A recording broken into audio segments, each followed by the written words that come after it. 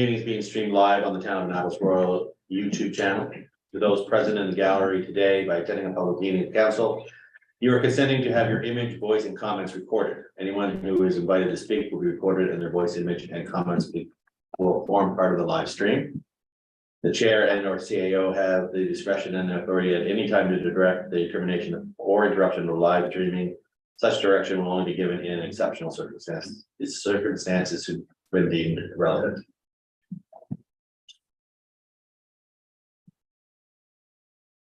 Just let me know. I think it's working, we'll go ahead. All right, I'm gonna call the committee of the whole to order on September the 6th at 6 p.m. I would like to acknowledge that we are in the Mi'kma'ki, the traditional territory of the Mi'kmaq people. Everybody is present, no regrets tonight. Additions to the agenda. I have one addition, the RFD for accessible crosswalk on Prince Albert Road.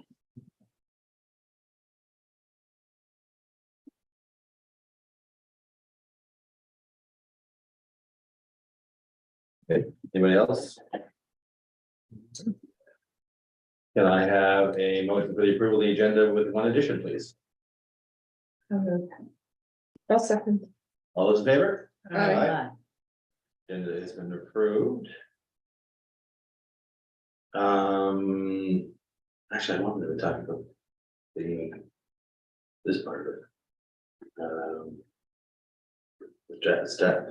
Yeah, we're gonna get there. Stop by that? Yeah. Okay, approval of the committee of the whole minutes from July the 5th, 2023. Been a while. Mhm. Any changes? No. Then I will have them approved by unanimous consent. Presentations, no presentations, public input. Public input is, this is the portion of the meeting where the gallery has 3 minutes per person to address the council. If anybody would want to take the opportunity to do that. I definitely will, and I'm sure it'll come as a surprise to no one, but I'm here to be heard about the road conditions on Upper St. George. I don't have to. Oh, sorry, can I just get for the record, state your name? Yes, for sure. My name's Spencer Reynolds. I live on Upper St. George at 703. And I'm here to talk about the road conditions, which have been not great and I expect will deteriorate further over the winter. I recognize that my letters to this group have been received and I understand that the road repair budget is small. But I want to be heard all the same because when we moved into that house 2 years ago, there were no cracks in the walls and now there are significant cracks. And I'm sure that's the same for my neighbors. And so I'm hoping that at least a patchwork solution can be worked out in the short term and that in the long term, maybe we can, as a town, make a bigger commitment to fixing the roads.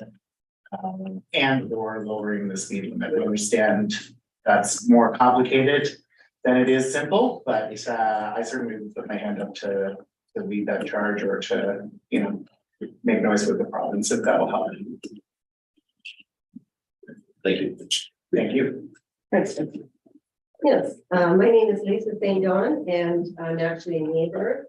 693, 695 St. George Street, and I've lived there now 17 years. And over the course of the 17 years, I have had conversation with Kevin, who was previously in charge of maintenance, etc., in the town of Juneau. However, I don't think that it was really understood that not had broken windows, in particularly in the front, new windows, matter of fact, as well. And I put an awful lot of money into the property. And the roadway, I was very disappointed when the upper part of the roadway was repaired. And I thought, oh, yay, it's all dug up on either side. And And it was further up the road and never came down our way, never. So I don't really understand what the budget is for this. Where the money comes from. But again, it would be very nice if we did have the repairs done that would stop the. It's distressful to live there. You know, you're awakened in the morning by the rattling, huge transports, well, everything rattles and shakes and.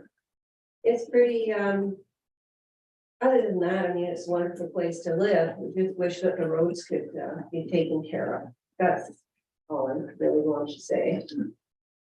Thank you. Thank you. This is on the discussion down below. So we want to bring it forward as a council and to discuss it now. I will immediately, as mayor, declare that I have a conflict of interest with regards to the matter of correspondence relating to the paving of part of St. George Street. This is on the agenda for committee of the whole meeting being held on September 6th. My conflict is deemed pecuniary interest. One of the signatories of the petition is a client of mine from my private business. So I'll exempt myself from the table and continue to take minutes.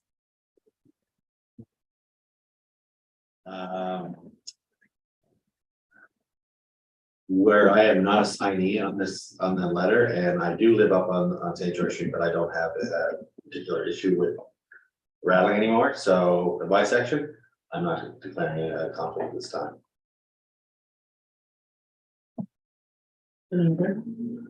What's that? Any other conflicts? No.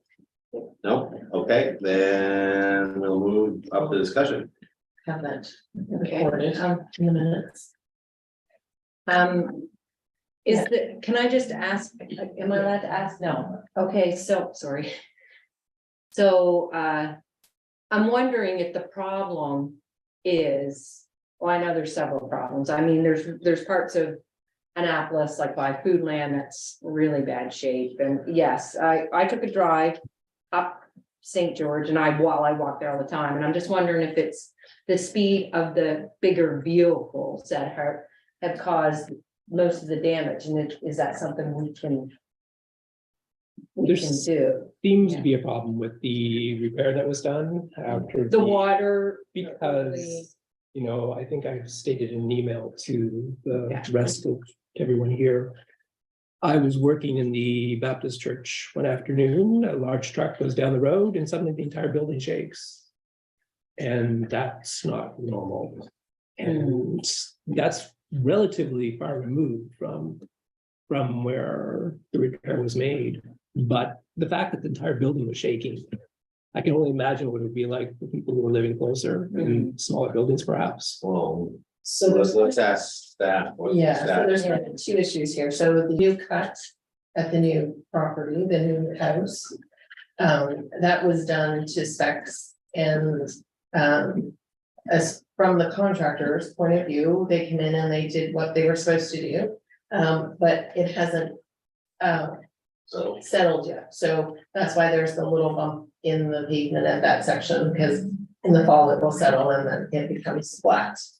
So our annual budget, which was mentioned earlier, is only $20,000 for repair and maintenance of our roads this fiscal year. So we have contracted, we went to tender, contracted, awarded the tender in July to, come in. The contractor came in with the Public Works and looked at the whole town. The contractor decided on what priorities needed to be done. So you'll see those are all spray painted around where they will be patched. There's some sections that will be ground down and then paved, which is the proper way to do it, but which also costs more money. So then we get less patching done with that. So the little section where the new house is and the water line went across, that will be dug out and widened. So that should be cleared up. But that's like our whole budget is 20K. So that's not going to cover the new section. So the letter that was received was not regarding that issue. It was from Richie. Riverview. Riverview Up to where to. Patrick's Patrick's Lane, Lane. yeah. So that's the section that the residents on Upper St. George Street are requesting. So unfortunately, we have no money in the budget under the capital budget, or not, it can't go under capital because it's repair and maintenance. So we would have to use our reserve funds to fund this. The contractors that we hired in July still haven't come to do our little job that we've been waiting for. They were supposed to come the second week of August. And of course, they're still not here. They were supposed to be here this week. They promised they would try and get here next week to do our job. So unfortunately, even if we wanted to do paving this year, I doubt that we would have anybody that could come in and do it while they still been paid. Now, the bump is supposed to go down in the fall. What if it doesn't go down? Well, Well, that's why staff has So- decided to They're going to, tear that section That up, section. widen it, make it wider, because it's such a narrow Mm. section right now that is done. By widening it, it should, right now, it's they're kind of gonna like a speed grind bump. it- they're gonna grind it down too, aren't they? they're digging it completely out. And that's coming off other patchwork though. Correct, so that's coming out of that 20K that we have to do the bigger pieces, like the one in front of Charlie's place, the one in front of School Street, that was, Which is our net. we're, you know, all just gravel right now. There is the other, the province is also working on the service exchange policy that's in our report, in our package today. And they're proposing that towns will be eligible for 50% cost sharing on paving. So if we can, you know, latch onto that and get some 50% off, then that would definitely save some of our reserve funds. Melanie is here, so Melanie, like, if you have any questions, Melanie can answer, like, how much we have in the reserves to do this work. And the last section that we did on Upper St. George Street, Melanie, do you recall how much that was? I think it was that around 100? 100, I think it was around 130. And so we have around 660,000 in our operating reserve. But like Sandy has already said, this has to go to tender, and to get it paved, usually paving stops by October. It's probably not going to happen this year, but there's nothing stopping you from getting quotes, and that would give us a gauge for our budget next year. There's nothing in that section. There's very little in that section that was actually picked up by the contractor coming in to do the paving in the first place. There's very little areas sprayed. Yes, So because I think the reason is because we have the two really big sections at Charlie's Place and School Street. And we only have a small budget of 20K. right? I think taking out the bump and grinding it down and making it wider, That seems like a logical solution, well, hopefully.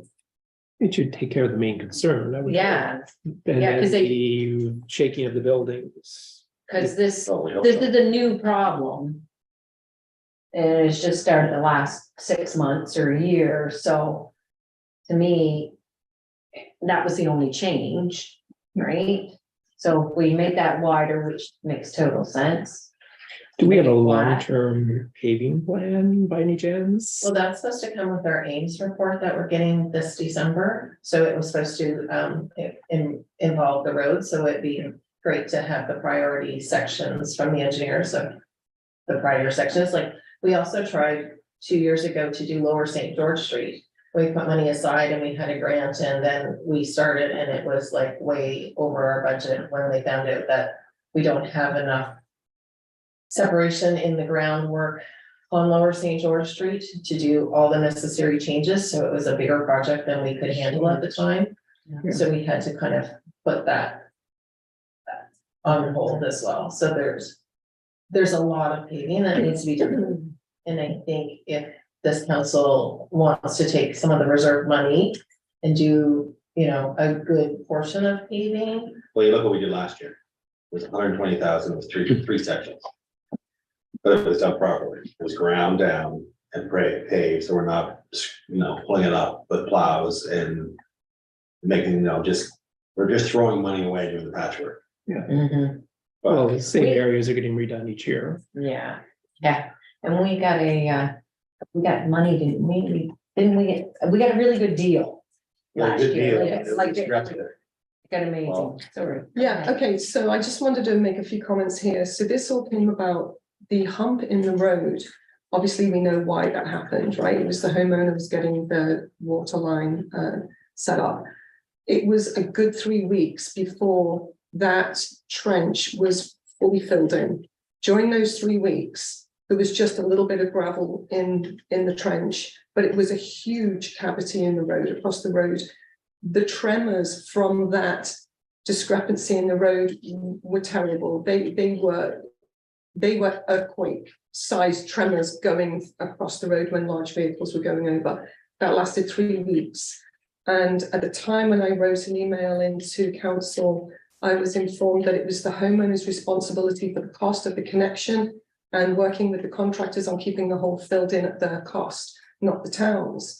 Okay, so my argument at the time was, well, the house is in construction, there's no homeowner available to know what's going on. So really, it's not the homeowner's responsibility to get the trench filled, it's the town's responsibility, because that is a highway. So that's the first part I was just wanting to comment on. And the second part is, now that it's been filled in a hump, it shouldn't really be the homeowner's responsibility to get this fixed, right? Because it's digging up what's being done and redoing it, right? So that was just kind of point number two. Well, point number one is the next time we cut across the main road, I'd like to see a more proactive plan in place that once it's connected, it's filled in sufficiently so cars can travel across the surface of the road smoothly, not waiting weeks and weeks and all of the tremors that go with that. So that's the first one. So can I answer the first one Yes, before I forget absolutely. the Yes. next one, because I might not Yes, remember. yes, go ahead. So the reason why it is the homeowner's responsibility, because the road is in fair condition, so if they Mhm. need to connect, Yeah. unfortunately, they have to pay for it. We were in continuous contact with the homeowner, staff was, and the paving companies weren't open yet. So you couldn't get it paved until the paving companies open. So that's the same reason why Charlie's place wasn't done, because you couldn't get pavers to come in when Yeah, the work was done. So that's why it took the time that it did to get paved. okay, so after the initial first 3 weeks of terrible tremors, I think then Brown Brothers came down and then filled it in as best they could with gravel and compacted it down, and that did help. So that was really appreciated. The second part is the work. I know this letter from 7 of the residents, in fact, it's 8 of the residents now, doesn't address the hump directly, but it is in there because it was also in there from previous emails. The actual hump was talked about in previous emails that have come to council. So But not from this group. So let's be Right. clear that this Okay. group is only specifically requesting St. Patrick's Lane to Riverview Drive, right, which includes the hump. which the hump is being looked after in Yeah. our Okay, so it does Correct. address the hump. staff plan that we have. Right, okay, good. The worry I have is the longer this is delayed, the more property damage our residents could incur. And with the already seeing cracks in drywall, and that's just visual damage to property. We don't know what the structural damage is because we can't see it. So that's my other big concern. And also, it's the stress. Residents are talking about being woken at 4 a.m. in the morning from the tremors they're feeling in their house, the crashing noise of trucks going by, the uneven surface. And I think, Let me just ask a question here. sure. This wasn't happening before that hump went in. And if it was noticeable, it was very little. The hump went in, and then now we have the tremors that were occurring in buildings and such. So obviously the solution here is to take a look at removing the hump or changing that, what was done there. Now, I know when I was talking to contractors about it, you make the hump and then it will, as fall comes in, it will drop and it will flatten and go in if it was done properly. Now, whether it's the question of it being widened or ground out, or, we'll have a paving contractor take a look at it when it comes in. that seemed to be the issue that caused this problem, like. I walk that street and take a look and see, and there's really little beyond that hump that should be causing any, there's one little pothole up there. That's a patch fill, and the rest of it is pretty much it's. There's old cut lines across, but obviously they were done properly because they were causing the problem before this new one that was put in. Started causing these tremors. So, I think the hump was the final straw. I've spoken with residents who say they have experienced tremors for years. And in the last year, it has gotten significantly worse. And it will continue to get worse because when you look at the 3 cut lines in the road, there's movement in the pavement. And that's, you know, that's coming from 8 residents of our town. And unfortunately, we can't do anything with the logging trucks, No, right? And all the big trucks, like. Fishing trucks. Six trucks. and it's a busy highway. It's a busy road Yeah. that, that's yeah, right. unfortunately, the province has kind of washed their hands up and says, well, that's in the town limits and it's a responsibility of the town, like, Right. even though it is a major highway in a sense, that Right. going across Route 8. Yeah, So that we, you know, the town has no control over that part of it, right. but we can, you know, take money from our reserves and we can do a paving plan for next fiscal year, if that's the wish of this council. Well, I guess it's a discussion we'll have to have That's a budget, at a budget time, yeah. but and it also is fully dependent on whether we get access to the 50/50 funding. Yes. That make a huge difference in stretch our dollars instead of, you know, we can do sections instead of patching.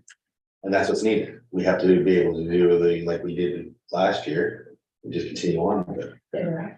right? So, I wouldn't, I mean, the upper part of St. George Street that was paved in July of last year made a considerable difference to the lifestyle quality of the residents up there. And we know that because one of the residents wrote to council and just said it was so bad they were considering relocating because But the shaking of the house we was did so that bad. section last year. It was a recommendation Mhm. of Public Right. Works. And it had the issue up there, but had to do with the drainage coming off that upper section. Right, and we found out after the fact that it made all the difference to the people that live up there because the houses stopped shaking. Well, that'll be until the pavement's rutted again and you get back to the same point. So like, there'll be always an ongoing thing. You just have to go across 8 and see how long the paving goes on 8 where all the log trucks go. New paving only lasts so long. Sorry. Director of Finance has a question. Go ahead. I just wanted I to, was just wondering, and when, oh, sorry. I just wanted to remind council that the Public Works superintendent that we had last year, Kevin, he did come to council and said that Department of Transportation, or I think the county, I'm not sure, we're doing a big paving job, and if we wanted to piggyback on, and that's why we did, because we got a super good deal if we piggybacked, they were already here. So just be cognizant of that as well. Why it was such a good price. Why we did the extra section. Yeah. Yeah. Thank you. Thanks, Melanie. But yes. Some plan has to be done. Yeah. Yeah, but the argument of saying if we're gonna pave it now, it's only gonna rut down the road anyway, so what's the point? I don't think that's even an argument to have, because that's not the solution, is it? No. The entire section needs to be done from St. Patrick's Lane to the lights. Yeah. You know, as a cyclist, I feel like I'm taking my life into my hands every time I go up the street. Because it is that bad continuously along Mhm. the edge of the pavement. Yeah. But that being said, I wasn't aware that this was an ongoing problem for the residents of Upper St. George Street, that there was shaking. I thought it was just because of this repair that had been done. But that being said, we're not going to be able to get pavers in anytime soon. We're looking at next year probably regardless. So maybe if we could plan accordingly and see Budget how this time. will fit with our budget. Well, definitely, it'll be on our radar for sure. I'm not sure whether, could we at least talk to the paving company when they come into town, hopefully next week? And then go from there, get a quote, see if it's even feasible for them to do it this fall. I don't see. Talk to Melanie about getting funding, like, let's at least try and solve this problem instead of just waiting. I think it have to go to a tender. fixed. Right, It okay, can't go, like, it can't just be no, added on, it has to go to tender. but at least that one section, it's probably the length of 2 houses long.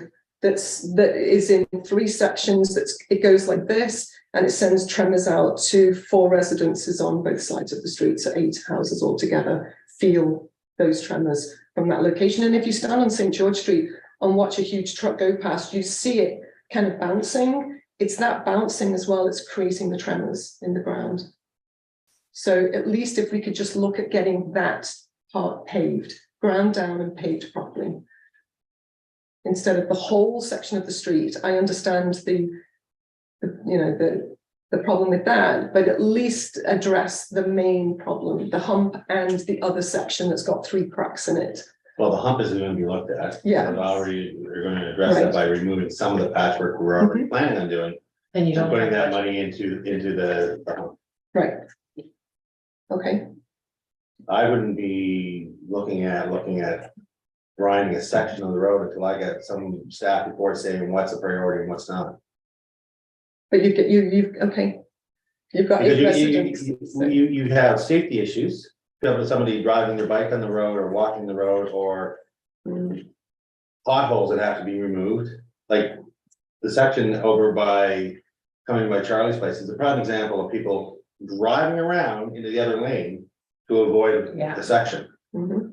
So that to me is a priority. So what other priorities we have that would fit that? And then, because if we're gonna budget for sections, then we should have the plan in place to do it. If you wanna start at the top and go down, I don't care. But that to me, we're just, it's not as. To me, it's the situation was done by the one bump that's causing the issue. I live just below it, my house shook, shook. You could feel a truck go by. 30 feet from the road. I'm gonna feel trucks go by every time. But you have brand new paving outside your house, a large section of it. Patch work. Mhm. Yeah, but it was ground down and done properly, and it's a very smooth patch. And that's all that's what the residents are asking for, the same thing. They're asking for the same thing. But that section of mine was done because it was actually falling apart at the in front of my house, along that section, wasn't it? And it was budgeted for. Unfortunately, we don't have the budget to do the extra work you're looking for in this fiscal year. And that's why we need to put it forward for next year's budget. And have the discussion of how much we can do and how far we can do and Sections. and what sections, like, no, I don't think any of us here are, saying no to the paving. It's just the timing of the paving that needs to be done. Because, we have some money in reserves that we could use, but it also has to be done when we follow the policy. We have to go to tender. The tender would take probably a month, and then we'd have to award the tender, and then by then they will be closed for this year, I'm sure. They have so much work, that's why we haven't had them here when we had it scheduled, is because they're completely busy. Well, let's just find out, like, why don't we talk to the paving company when they come and ask them Asking what their availability is and what the quote is, and we'll go from there. Well, we gotta put it out to It tender, goes you to can't tender do first. that. We can't, we're Yeah, not do it asking you fair. guys coming in to do it.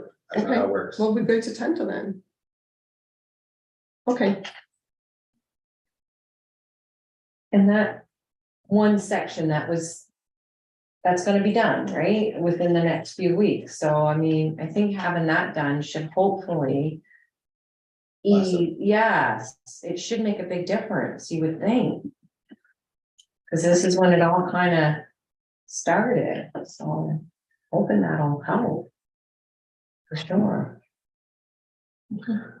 As far as I know, the process that we were gonna do a tender would be recommended to council will approve it, then you do the tender after that. Correct? So yeah, I'd need to know from council if you wish to go forward with the tender. And if we go forward with the tender, For the fiscal year of next year, 2023, 2024, 2024, that year. I don't know what year I'm in. In the Next year will meantime, be who's going to be 24-25. responsible for the damage that's continuing to happen with our homes? I think that's a good point. I I bought can't. 2 new windows. I'm still waiting for somebody to come put them in. But like I say, I've lived here 17 years. And in 17 years, I haven't seen that main highway, or as you're calling it now, coming into town, have any major repairs done to it. I have seen a lot more bigger trucks coming and going. And again, I know that's not what we're discussing and the speed limit, but I think those two things also harbor part of the problem, let alone what's going on now with some of the changes that have been done to the road that need repair. Yeah. I mean, over time, it's just, you know, going to be, I appreciate your comments, but we no longer have comments from the gallery at this time. So So council needs to make a decision. I don't know, Paula, would you like to put a motion on the table to see if Yes, it gets approved so that we can move on from this topic and well, okay, so I'll move. I recommend to council to.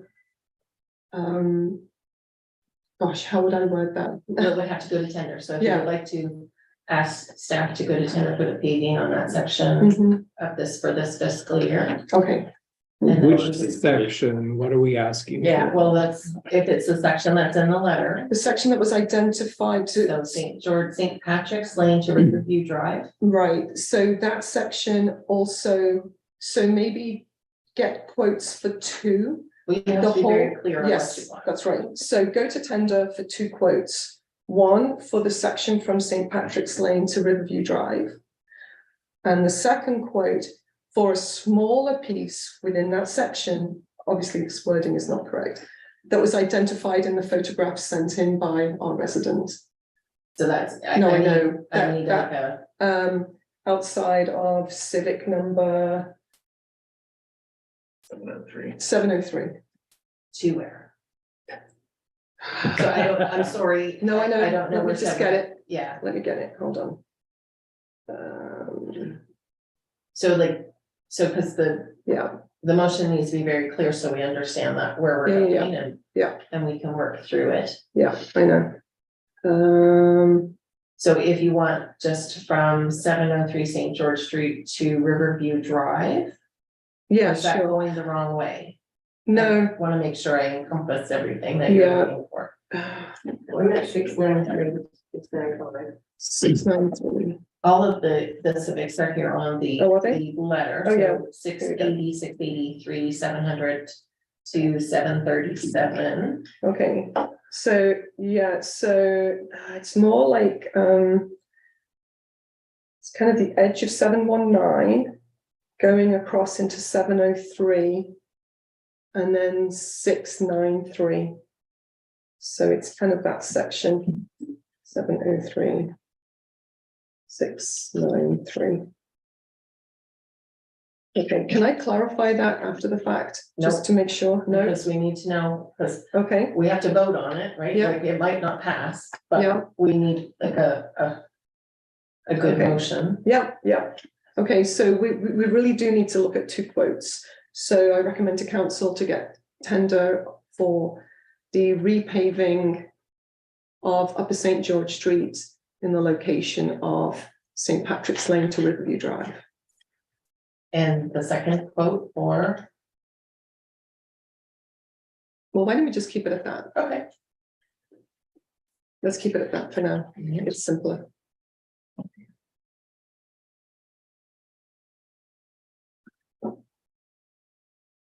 now, in the 2023. Yes, in the current fiscal year. To get the tender for the current fiscal year, go to tender for the current fiscal, go to Yes. tender this year, but for repaving this year. It would never happen, would it? Well, we Yeah, might just just. find out. We should just ask, right? Yeah, for sure, if the motion. And do we have money in the budget for that? I know we have, No. no, we didn't budget money for this, Right, we right? haven't got budget, there would be a couple of options, right? So for Oh, now, I want this Yeah. lady to tell me my options. Yeah.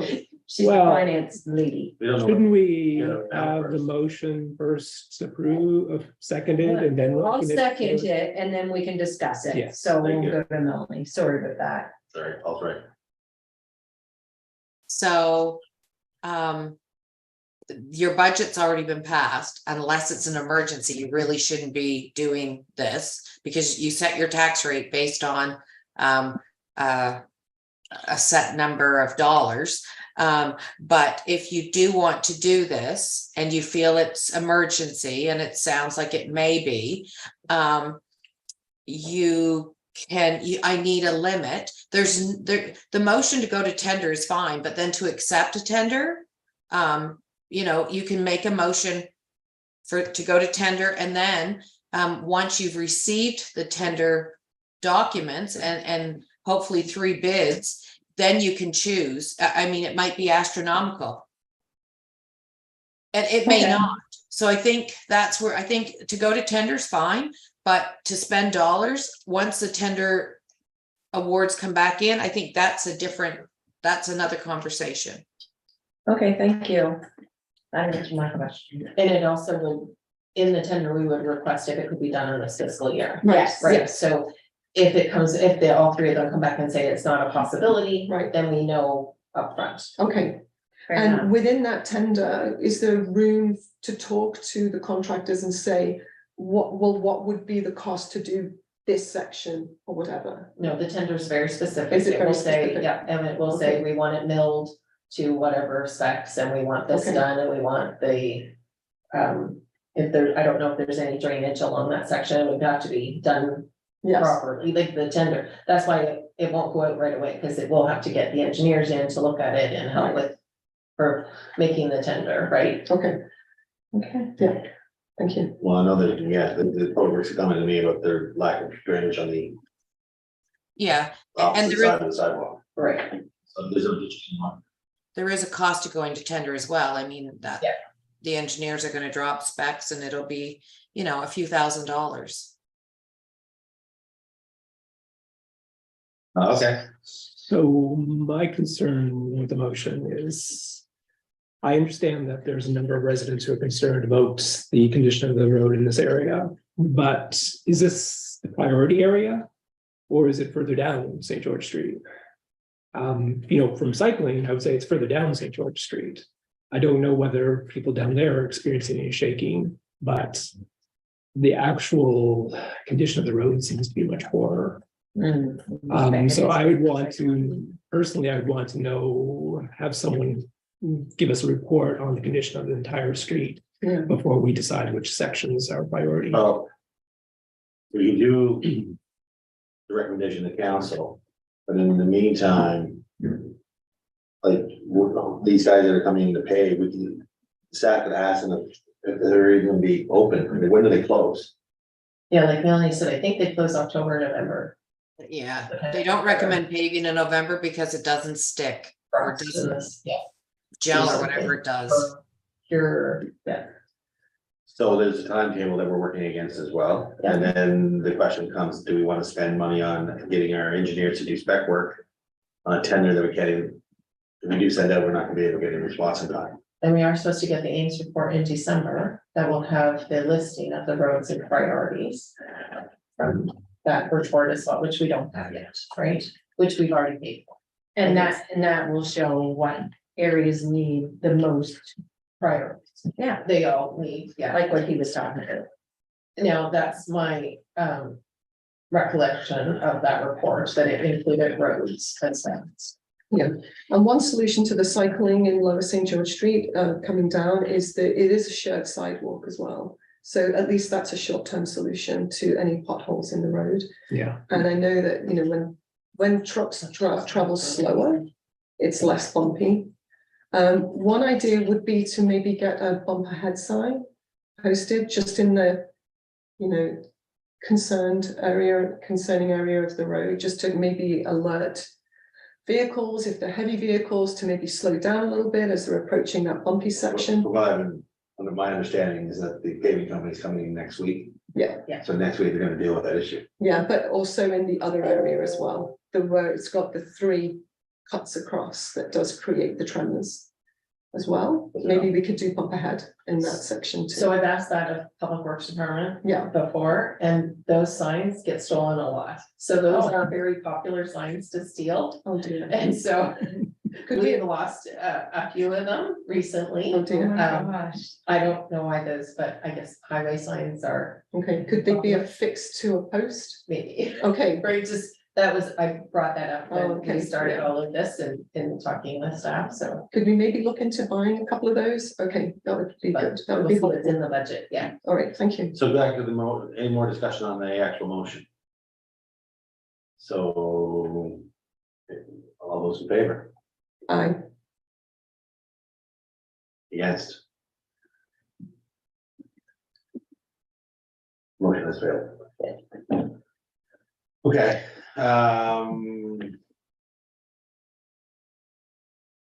moving on. Yeah. So we're now back to the regular set agenda. So we will invite, Henry back to the meeting. Could I have my mouse? Yes.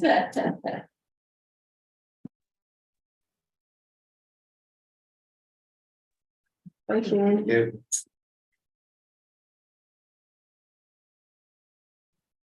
Want me to do it?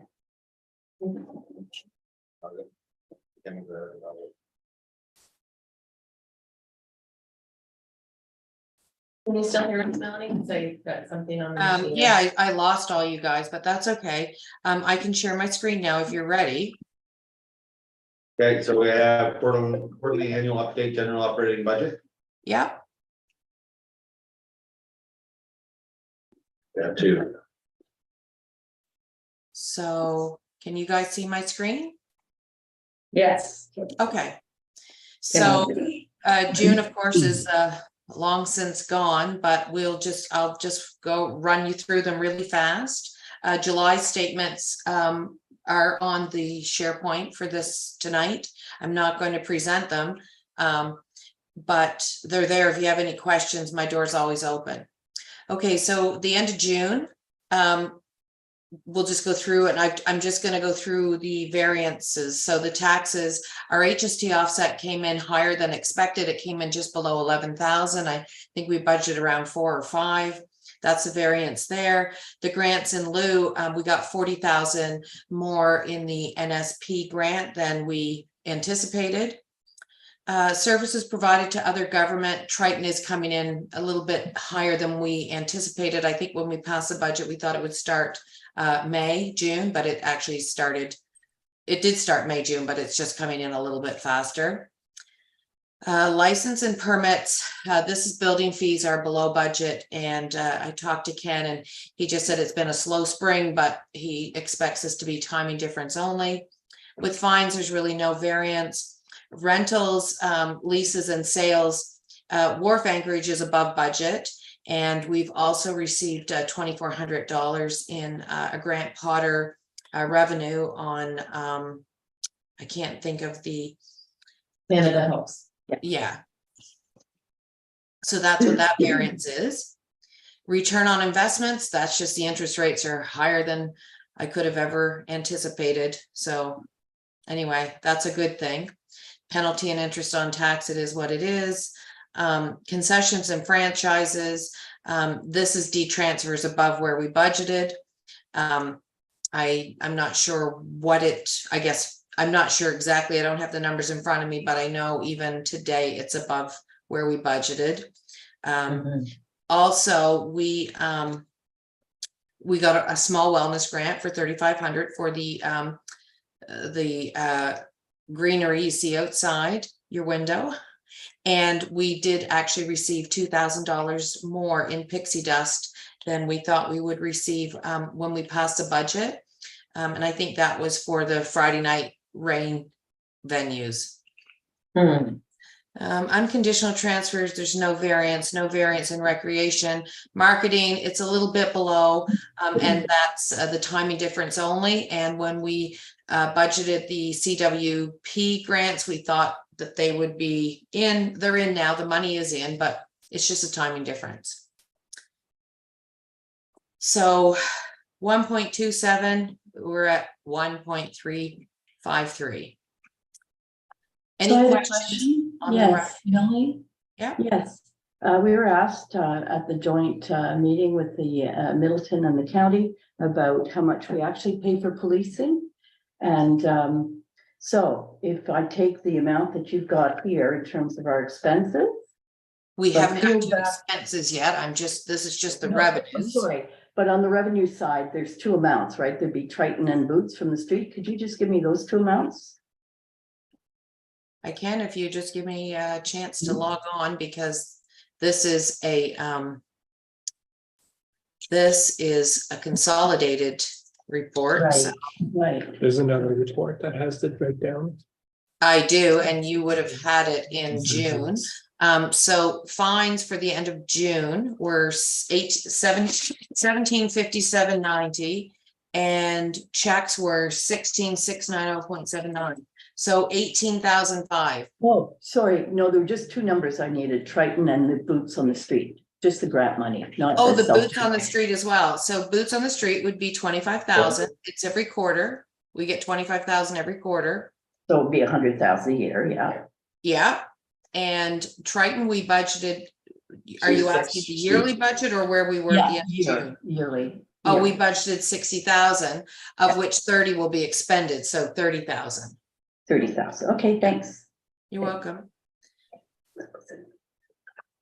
Any other questions on the revenue side? So I'll carry on and we'll go through the expenses.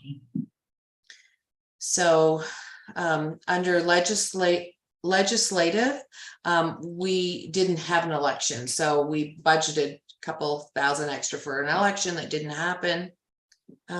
Taxation, pardon me, town hall repairs are below budget, but that's only because we're short-staffed and we're trying to get there. We're supposed to do a little bit of painting and things like that. It's on the outside of the building and other things. Other general administrative, this is a Heritage Award money that's still sitting there several years before COVID, and we thought we would have spent it. We thought the Heritage Conference would have gone on, and this is $2,500 sitting in our account that we have to give. We received it and we have to give it back when the next Heritage Conference happens, but it hasn't happened yet, so you're going to see that variance all year. Police protections, 131 versus 134. Those are just small variances between all different accounts, a little bit here, a little bit there, and I expect it's just timing difference. Law enforcement, there's no variance. Fire protection, all that is the grant to the fire department got booked in June and we didn't pay it till July. Doesn't mean we paid it in June. We didn't. We paid it in July, but it was just booked in our GL in June, and we don't have it showing in our budget until July. So it's just a timing difference. And trees, animals, well, that's just a timing difference as well. Our invoices aren't coming in as fast as we thought. Doesn't mean we're not going to spend the money. It's just a timing difference. Transportation common services, 44.5 versus 48.5. Our labor costs are down slightly, but overall, other costs are up, such as software that we purchased and Kubota repairs that weren't budgeted. But anyway, those things overall, it is lower. It's 44.5 versus 48.5. Road transportation, 56. That's because the patch paving we thought it would be done. We thought it would be started. But Ken has assured me it's going to happen this month, or actually August, but I guess now it's going to happen in September. Environmental health services is our sewage, 51 versus 57. You will recall those UV bulbs that we bought. They came in less than what we thought they were gonna come in, so that's what that variance is. There's no garbage collection disposal variance, there's no recreation facilities variance, marketing 27 versus 32. Build Nova Scotia costs are just coming, we're spending the money slower than what we thought when we budgeted, that's all. Cultural services, the library costs are coming in higher than budget, and I'm hoping at this point that it's just a timing difference. And there are no other variances. Are there any questions on that? Any of the expenditures? We thought we would have a total to date 575, and we're actually at 660, 669. If there's no questions there, I'll head over to the quarterly capital.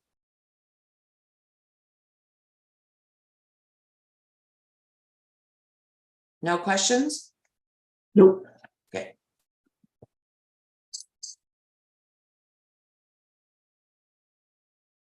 Right.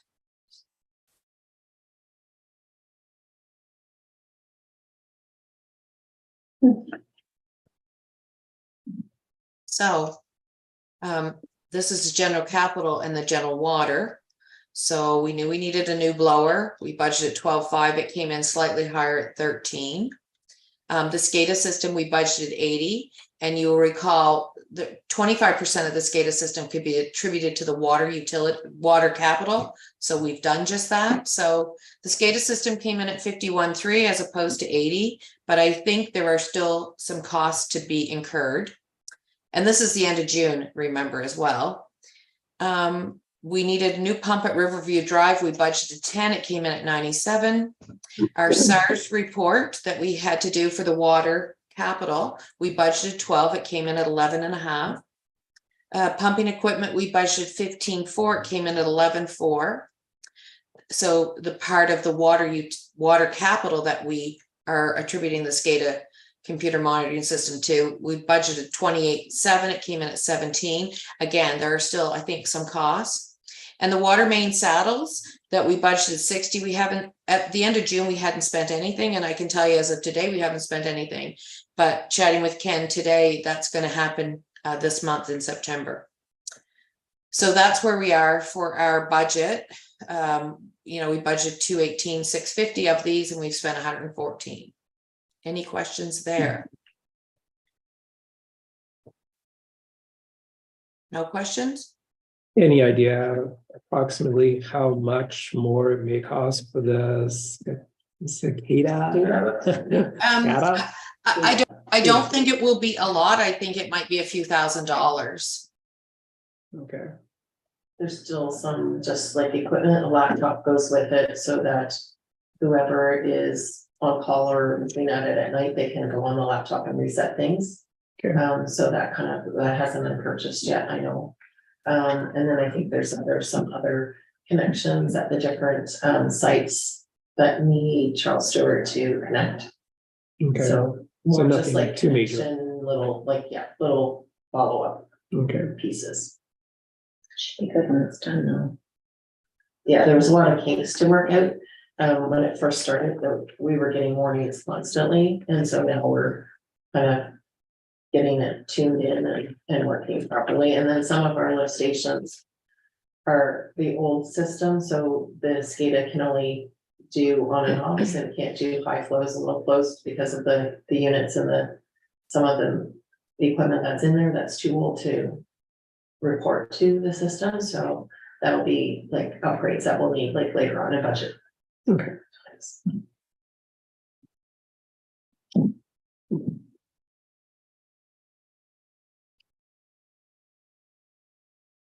So that's that for the operating and capital budget quarterlies. They're outdated now, but that's where they were the end of June. That's where we settled. And as I said, tomorrow I just received the statement package for March 31st, 2023. There's no surprises. We ended the year the way we said we were going to end it, and I'll probably send those out late day tomorrow after I've had a chance to review them.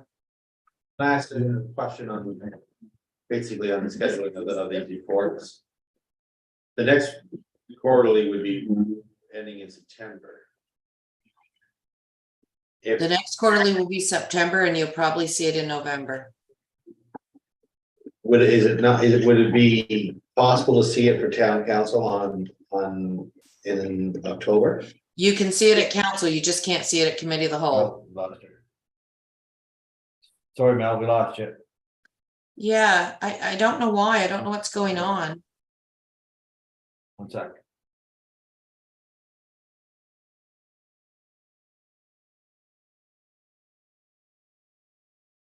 Can you hear us, Melanie? I can, You can.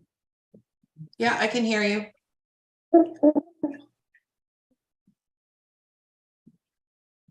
Can you guys hear me?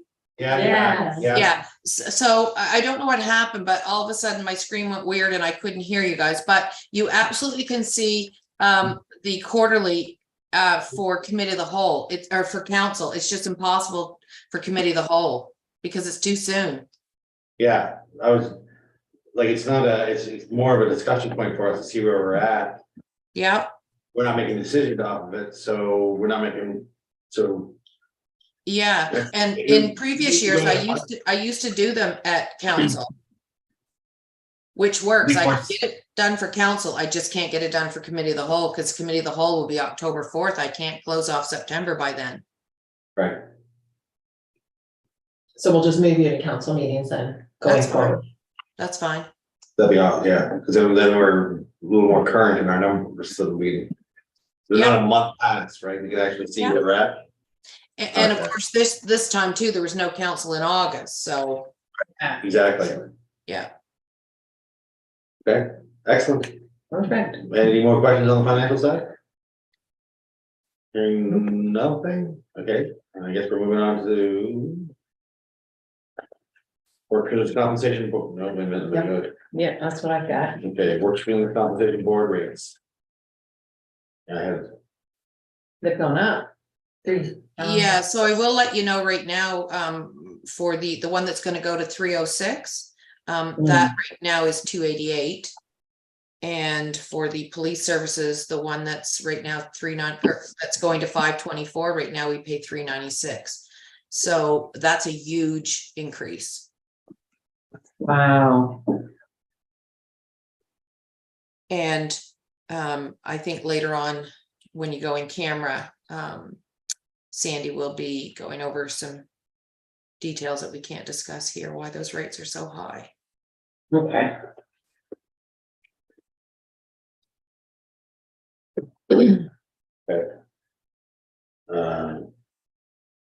anybody have any questions on both of you probably gonna discuss later? Okay.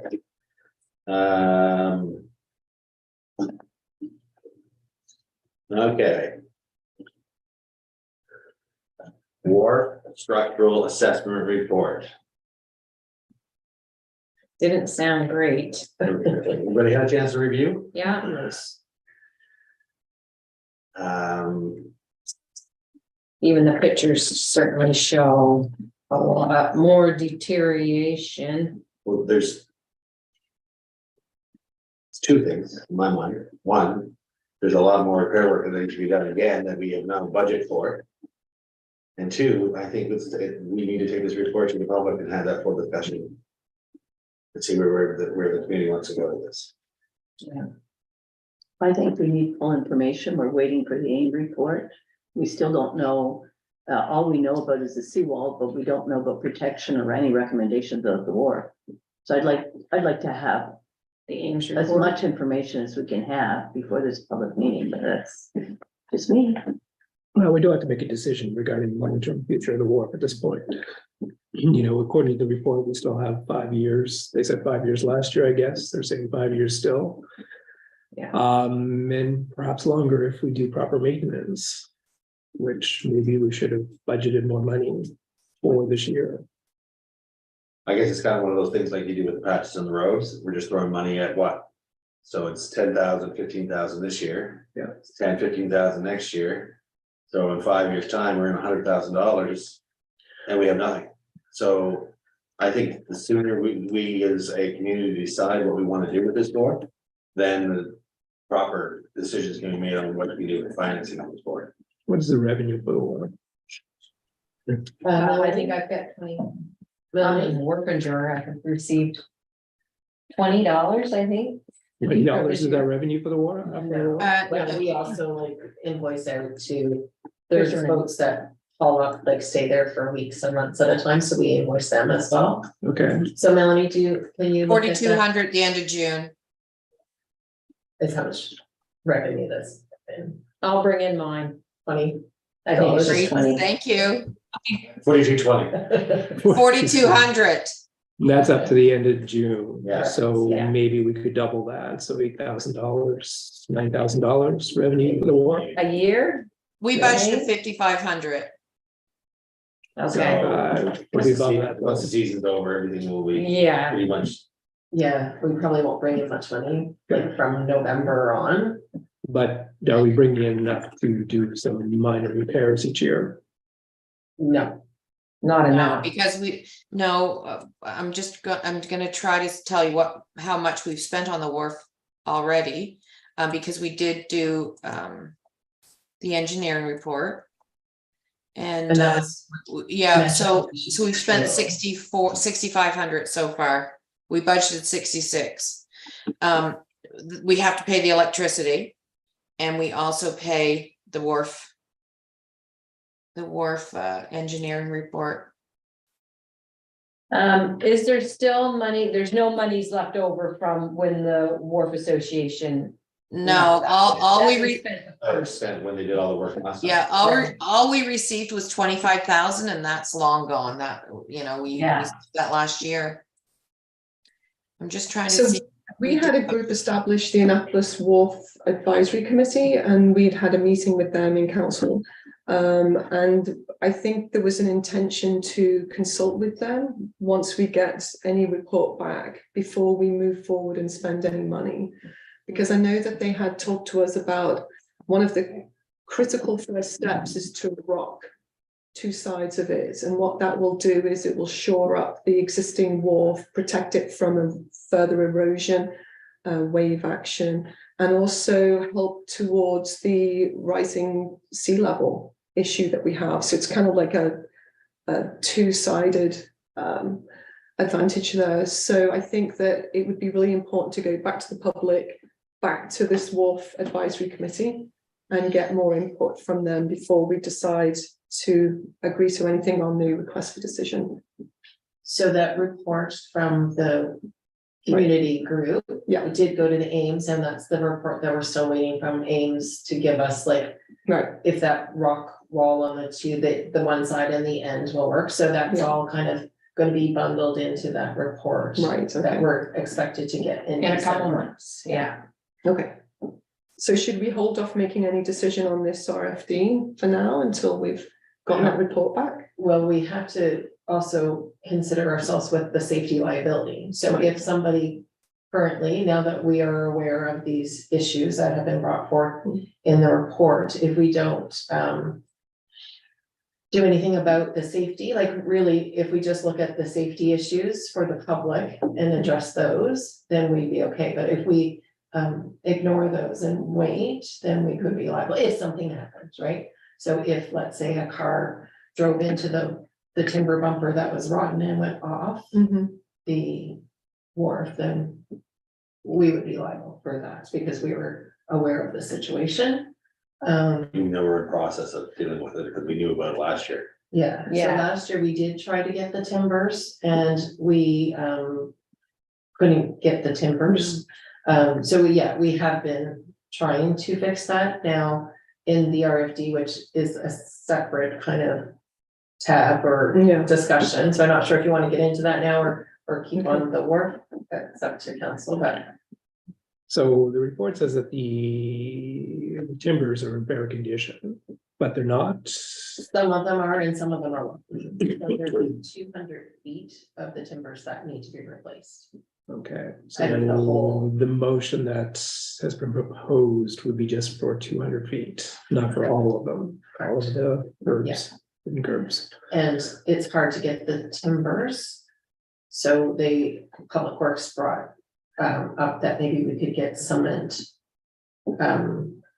barricade things to stick in front of them, and then they could be used later for other things if wanted, but I think, Stopping traffic yeah, so that it's no longer an issue. Would be the cheapest one. The cheapest one would be to put the cement barricades at the head of the Close road the traffic off. until it's safe to do so. I'm not sure, but That's probably not gonna be very popular. Well, No, you can do it as of now, like in the fall, because there's plenty of parking that's still gonna be available. until after the market, you mean? Well, Like I mean, you after start it after the market closes, Yeah. you know, and then just close it down after that point. I think King's Theatre used the wharf. Each theaters can use the farmer's market. If it's gonna cost us thousands of dollars that we don't have to put up wooden barricades to stop traffic going, potential loss of the vehicle going over. I think the cheapest thing is to do is to put up the barricades until we know what we're gonna do with this war. At least look where the 200 feet are located, you know, if they're at the end of the war. they're all different spots, Okay. and I think my RFD is asking for staff to do some more research and bring it back to council. To kind of give us some more time to do some research, because then we could show you which timbers are completely rotten and would need to replace which ones. One of the ones in the report was right there by the boat launch, Yeah, which is 1.5 feet from the wharf down to the boat launch, so. Does that one need to be replaced? Well, that's what I need to, Yeah. didn't have time to kind of put together a full, so that's why the RFD is just asking for a little more This is the whole, time. my problem with the whole thing is. I guess we'll wait till the age report comes out and then kind of see where we're at, but And the a other, plan has to be done here. I'm not comfortable just throwing tens of thousands of dollars patchwork at this thing. Well, I think we're waiting for the report. yeah, And she's just saying that we don't need to spend the money now. yeah. So, Well, I think- some of it, and the damaged ladder, my question was gonna be to the engineer is, do we have to have a ladder access? Or can we tie it off and say, but I didn't know if that was mandatory thing to have a ladder on each side of the wharf, so. Those are the things that I'm still looking for further information. Yeah, if boats are pulling up to that side of the wharf, then they have to have a ladder. But if they're not, then they don't, but they definitely need a ladder to get off the can you boat. close half the side? Can we close Well, that's the working side, but the ladder, it's the bottom two rungs, on the front side? right? So like on Yeah. the ladder in the diagram, it's the bottom two Yeah. rungs that are rotten, so like maybe can I just get those welded off? So that there's no potential, I don't know, damage that way and just not have those two rungs, like I don't have all the information to bring forward at this Okay. point. Can we direct staff to maybe talk to the local people who know a lot about the wharf? Well, that wouldn't be able to, I don't know if they would know the health and safety regulations Right. for the ladder per se, like, I think I'd have to go to the engineer and say to the engineer, can I close that ladder off? Is that possible, or, with the timbers, I could go to the local people and say, you know, and we've talked to Ian down at the haul up, because we thought he had lumber that we could use. Mhm. But then, and I think that is included in the RFD, that there's some timbers that we could use, but then when you add the steel and all the things on to support it, the cost, but I don't have those costs, and that's why I'm asking for more time.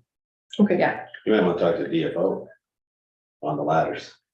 Yeah, so I'm not, See if you can close them off if it's not in use, or Yeah, there's nobody ties to that side. not very often, occasionally, but no.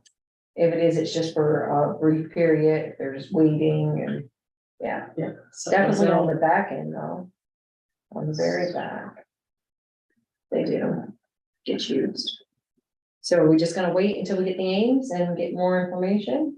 It's just that something that needs to be dealt with now. Yeah, Because it does I say would like that. to bring it up to council. So, The safety concerns, I would like to Safety have time to concerns. bring back to council with prices. Okay, I understand the importance of public consultation, and we have to look at the future of the wharf.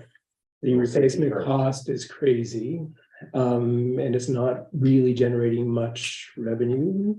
It's not being used as it was in the past, distant past at this point. But at the same time, we have a report which tells us that it could potentially deteriorate much quicker if we don't do repairs. Yeah. So that's, if we end up deciding that we want to keep this wharf for as long as possible, and if that's the will of the people, if we don't make these repairs now, we could be jeopardizing that or incurring greater costs in the near future. Well, that's the.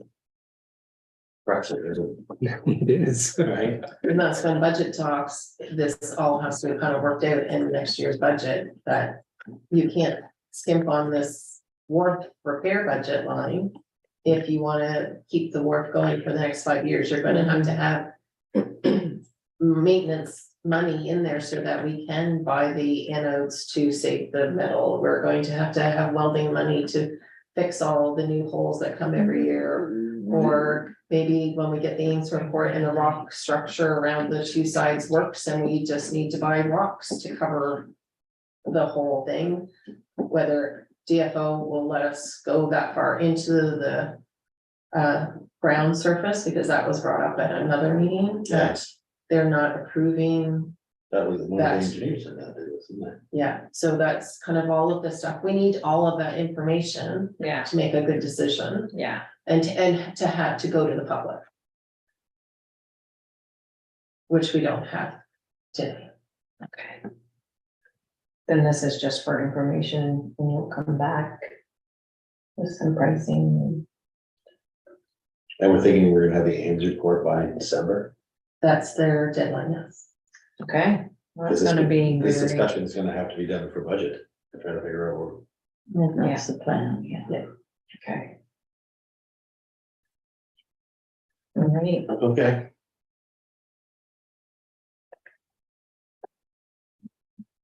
And So does this report get released to the public? Can the public get this report now? yeah, it's been in the agenda package all week, so any members of public that look at our package, it would be in there. I will maybe take Paula's suggestion and just email it out to the community group, I think that would the be really report, good. just so that they, Yes. if they didn't see it in the agenda package, at least they would have it. Yes, So Yes. I think I will. thank you. Yes. Follow through with that one and send it out to them. And you might want to mention that their suggestion of the rocking was given to Ames to. I think I've already passed that on, yeah. Yeah. After, so. Do we need to deal with the motion? no one made one. forward? I think it was just direction staff are going to. Look over the safety issues and come back with pricing and what can be done with. Yeah, yes.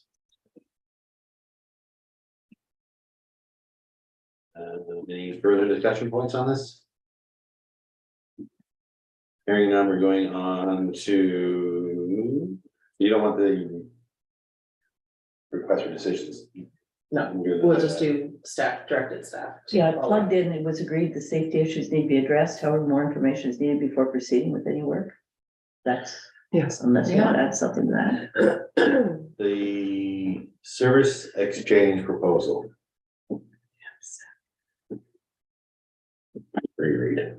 So the province did hold a webinar for all counselors to attend. I know Emery and I both attended different sessions. It was on, I think they had 6 or 8 different sessions.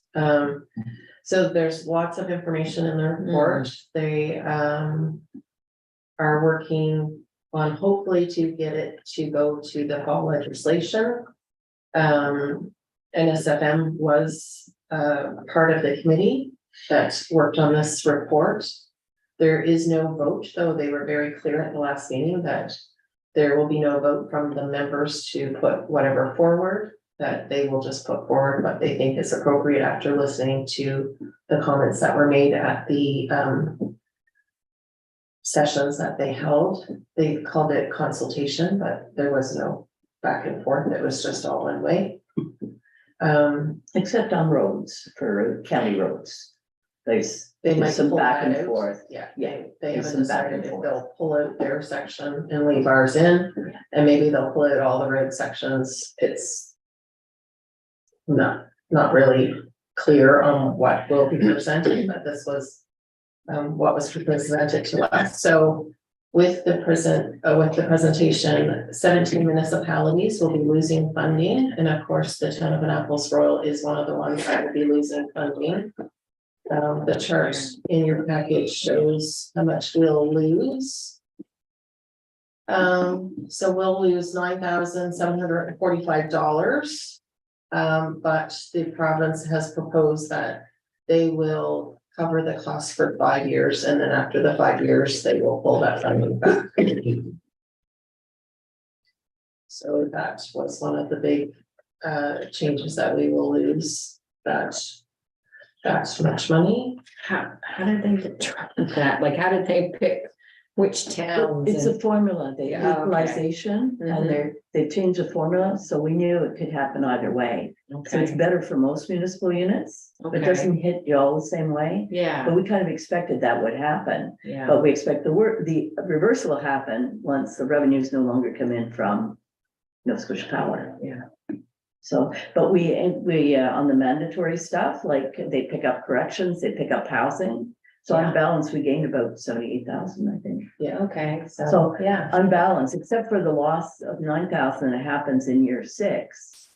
We're to the good by 78,000 over the changes. So, and I did a little piece for the town crier, just to explain it to people, so I summarized it in there. I used the province's material and just threw it in. Yeah. awesome, thanks. So the education didn't change any, they didn't touch that. No, that's a big, It's and health is, what, not health school, which was the other one? When they were talking about retired schools, that the Yeah. province will Retired also schools, yeah. take those back on. Yeah, they have Yeah. a list of the untouchables so far, yeah. There's quite a list. But roads like that 50-50 grant, you know, Yeah.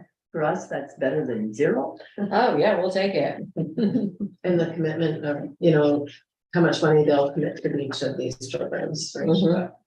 Well, so it's just kind of for information only, because we don't know what is actually going to be presented. Yeah, But it doesn't look too bad for us. Okay, any further thoughts, questions? no. Thank you. Quiet. Annapolis County Intermunicipal Working Group Terms of Reference. So that was just included in your package, so that is the three of us, the Annapolis County, the town of Middleton, town of Annapolis Royal. This is huge. It is. Yeah. And we It's had our great. first meeting, Yeah. and our first meeting, we spoke about climate change. Mhm. And the actual outcome was that all three towns have decided that we should have one climate change action plan for all of us, and then have our own sections of what Annapolis Royal's priority is, what the county of Annapolis Royal's priorities are, and the town of Middleton's priorities. So we still have our own priorities, but we have one plan because we're all working together. Love it. So, and our next meeting is the 21st of September. September, and that one will be on strategic plans. Wow. So It's really That's good. really, yeah, really And good. as of 4 o'clock today, we may have staff, money from a Clean Foundation, not money, but staff Mhm. to merge the 3 plans. Nice. So Yeah. That was easier. Yeah, it's nice to work together. Really Yeah. good. Yeah, excellent. So far, so far, okay, good. So why are we providing, does each municipality have to provide so much information regarding their current situation, financial situation? because they're not the same. Yes, but if we're looking for ways of just, saving everyone money, ways we can cooperate, does that mean that we have to sort of reveal our true financial picture? Well, they want to know how we can operate a police department, for example, that was a big, wow, they were impressed that we could operate a police department. And they specifically wondered how much it costs, because they're paying a fortune for the RCMP and they have no service. Right. That's just one example, it just goes on. The other thing is they don't make use of grants in the way the town does. And that's another area, like how do we do it? None of them have any time to write grants. Well, Well, they have 55 staff members at the county of Annapolis compared to Less. seven, yeah. so it's really good discussion, just because we all work in different ways, we're all doing the same thing, but we go at it differently. They have a lot of ratepayers, so they can do a lot of stuff. We have few ratepayers, so we have to really Creative. think of the box, yeah. Yeah. We're in a different situation than It a is. larger unit. Yeah, and it's not like we're giving them our financials and they're reviewing them and seeing where, you know. It's more just we're sharing information. But on that's how we public work. anyway, isn't it? Public, Most of it, yes. yeah, it's all public.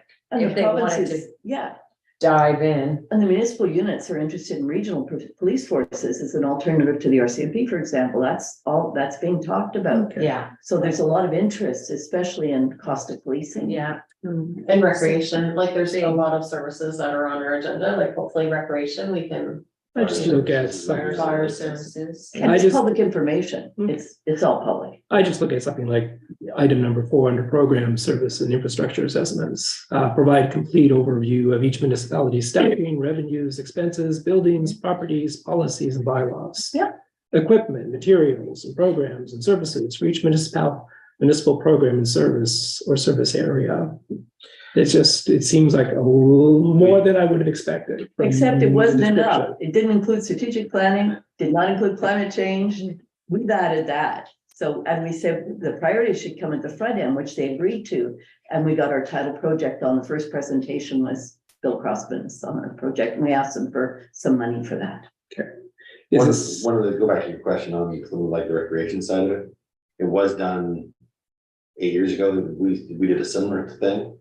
And the inventory was started at that time, but it was trying to figure out how many marinas are in this region, how many pools are in this region, how many, do we need a pool in every community? And that, just having that whole overall general conversation.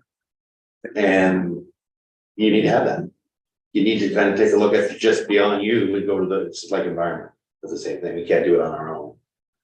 And they need to know what we're doing. We need to know what they're doing, and they brought it in their plans, and they're a few steps behind where we're at.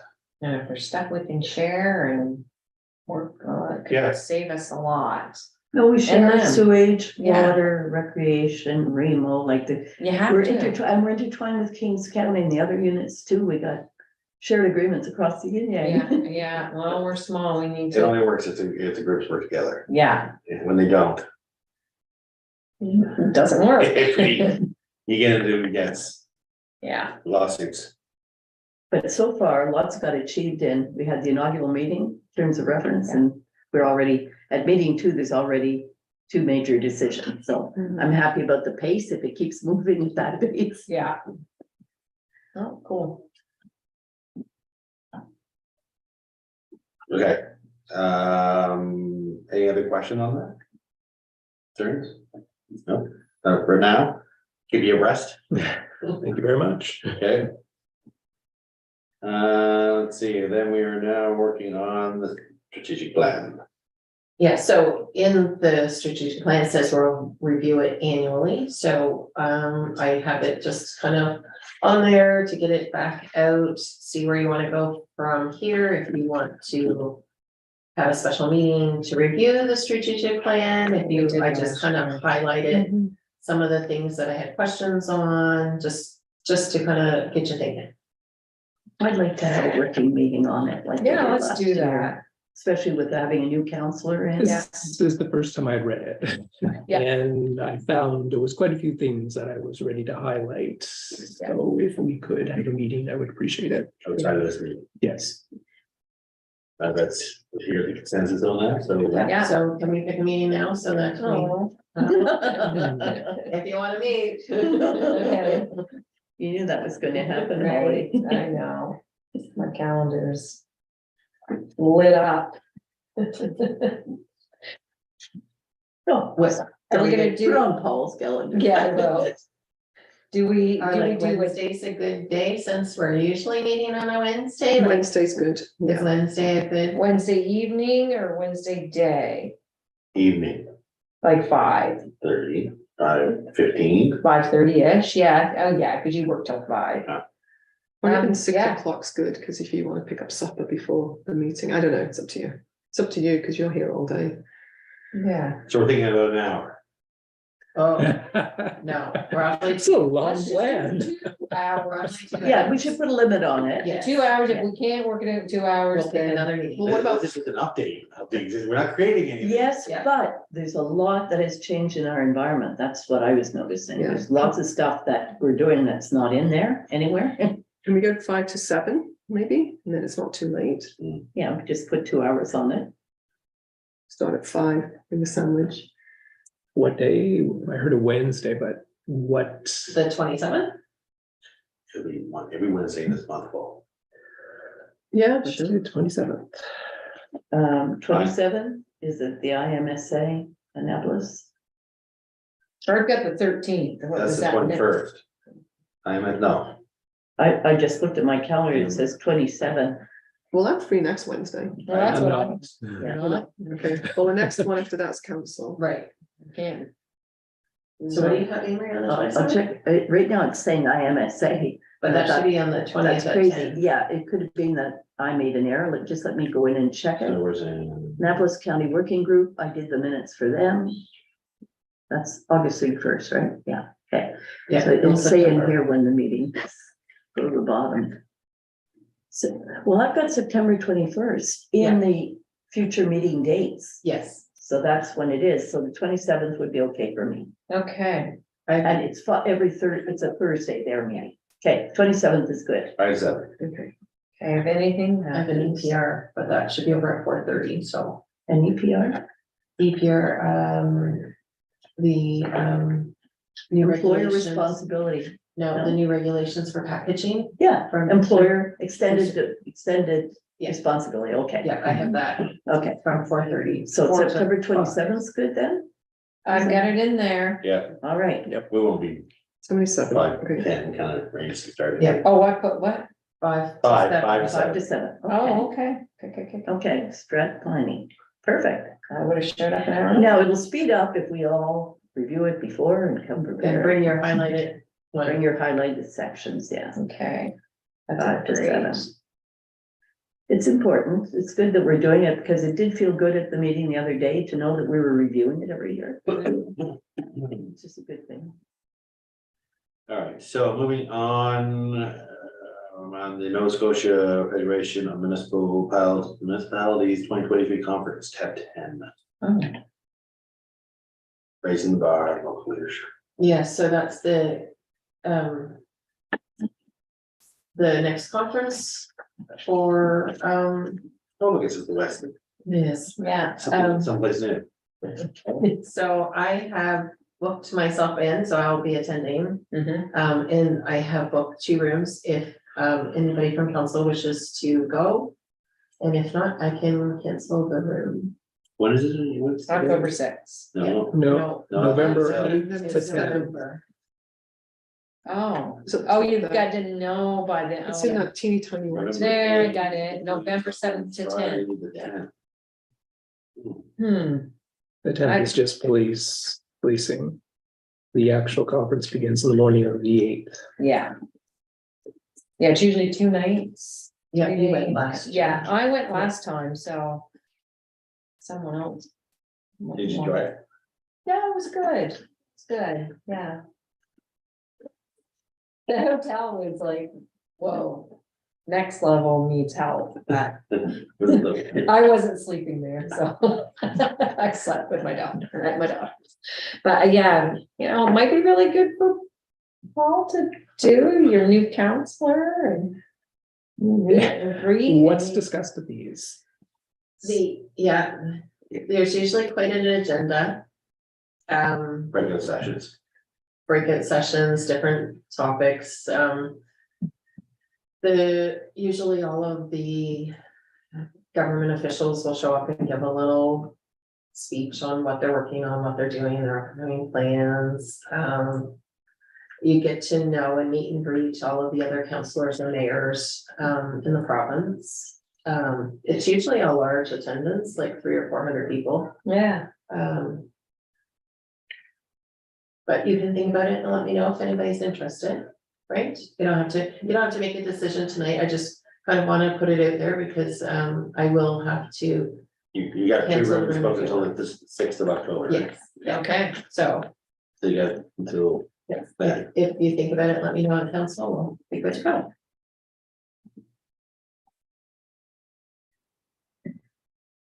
Christmas. we got to remember to stay on the Saturday after that. Yeah. All right, so.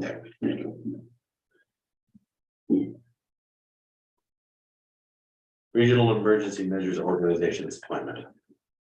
Oh, I think we missed the PBSC annual report, so that was really just there for your I have information. that coming up next. Come on, Yeah, it does. I've got 10 on the agenda too, being Remo. Oh, sorry, I missed that one. Yeah, Remo's I'm there. doing my job. You are. So we'll start with the appointment. What was this for? Will we nominate them? Yes, so, sorry, I don't see this in my package. No, there is no It's not tab. the tab, it's in the It's- agenda. We have to make an Oh. appointment. yeah, so Oh. Deputy Mayor Pat Power was our Mhm. representative on the regional emergency advisory committee. This one meets quarterly. So the next meeting is Monday, September 25th. The meetings are always at 6:30 and they rotate through. So the next one's at the county office. And then the November meeting is here in our town hall.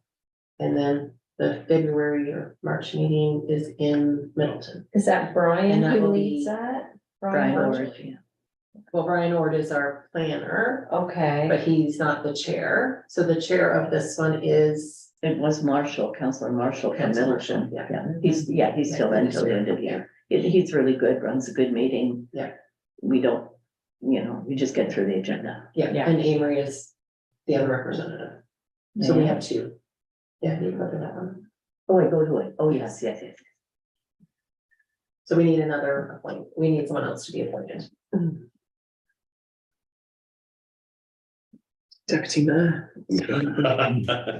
No, so you meet quarterly and basically, what else does it entail besides meeting? A lot of it is being briefed.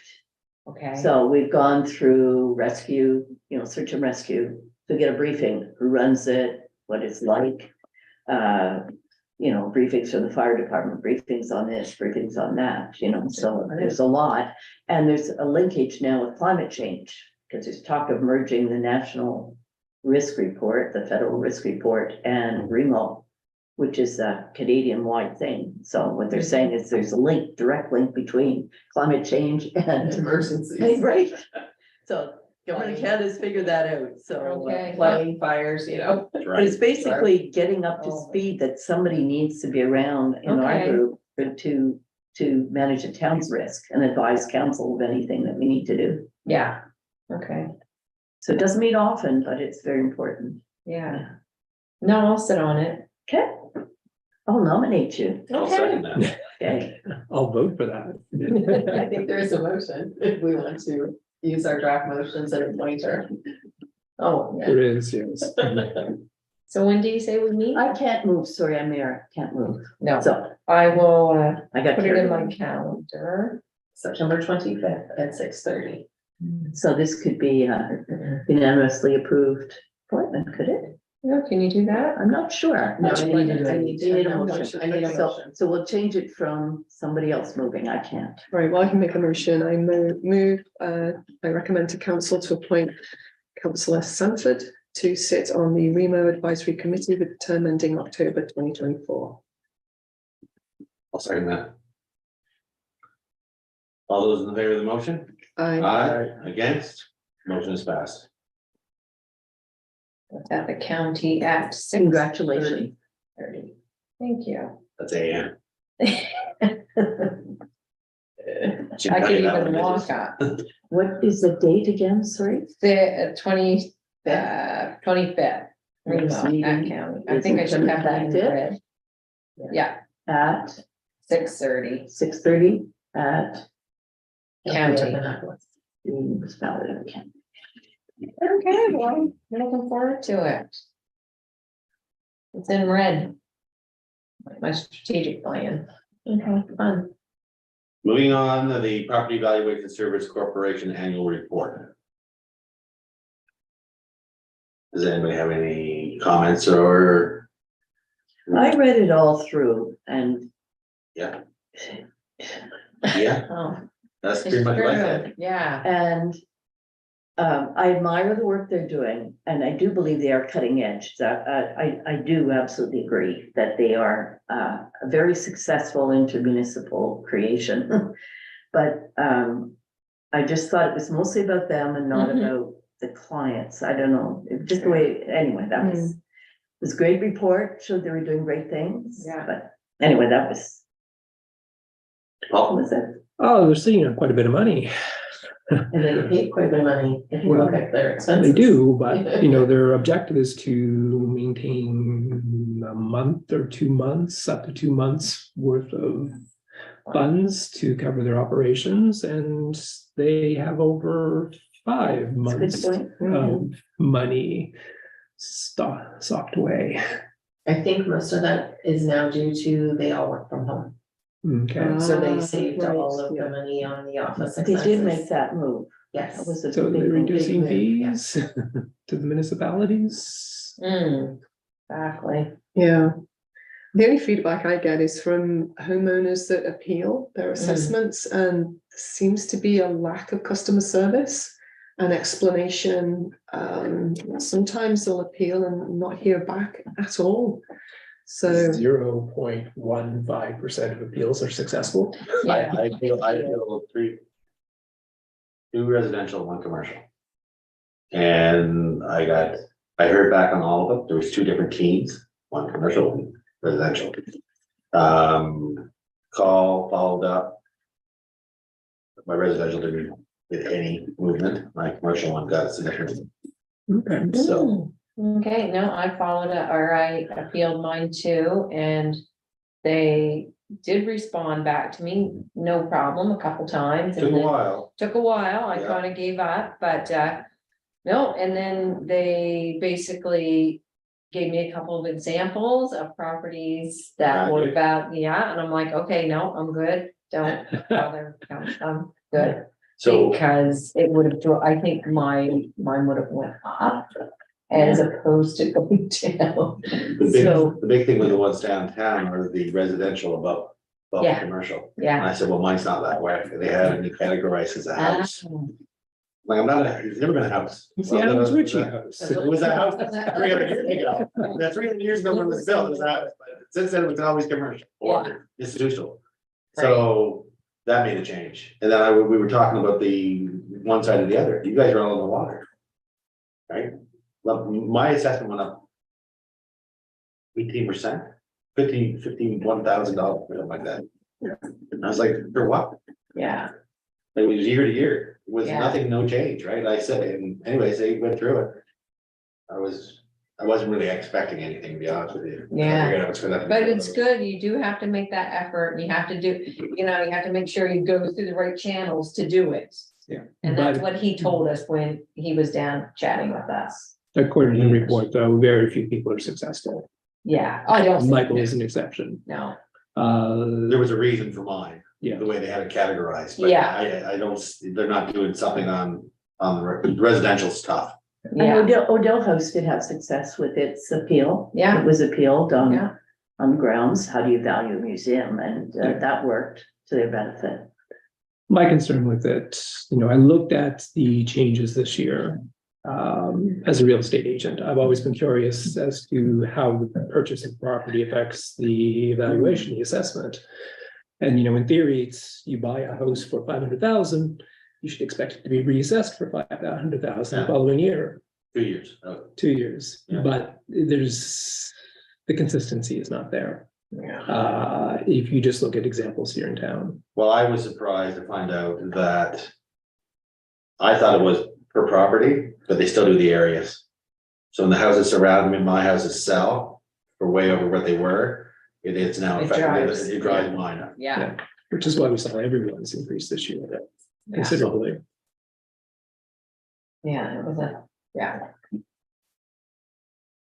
But I don't see that changing anytime in the future, I guess. But, I saw one property here in town that sold for $520,000 and it got reassessed for 300. Mhm. So it came up and, that's a significant tax loss for us. Yeah.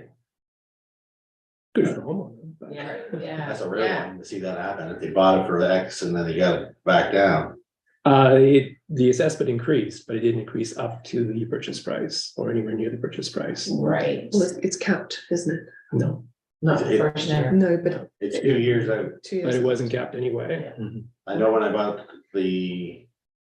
one of my cabin in San Bernardino, the assessment was way low, 2 years to the day. It went right straight up, like it doubled. Little gone. And there's argument, I can argue the point, that's what I paid for it. Yeah. Okay, so.